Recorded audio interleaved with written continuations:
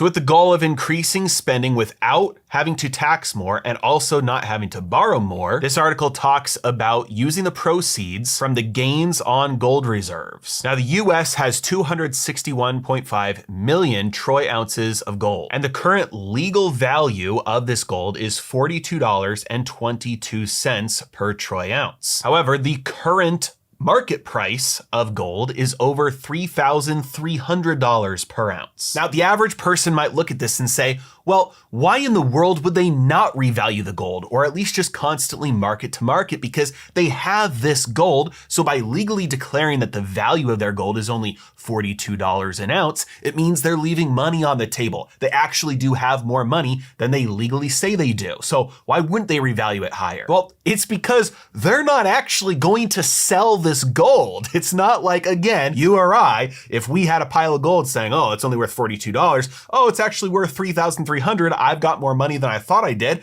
If I want to use that, I either have to borrow against it or I have to go sell it on the open market to produce the cash that I want to spend.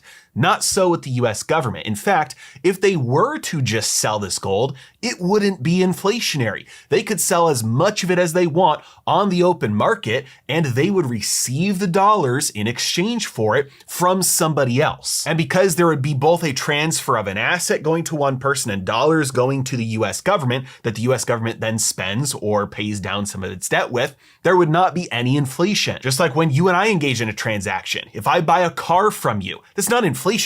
Money is leaving me and going to you, but the same amount of money still exists in the system. And so sure, if the government wanted to actually take advantage of this, not only in a budget neutral way, but also in an inflationary neutral way, all they would have to do is just start selling some of the gold. They would produce the cash, taxpayers would get a break, and it wouldn't hurt anybody in the checkout line of the grocery store.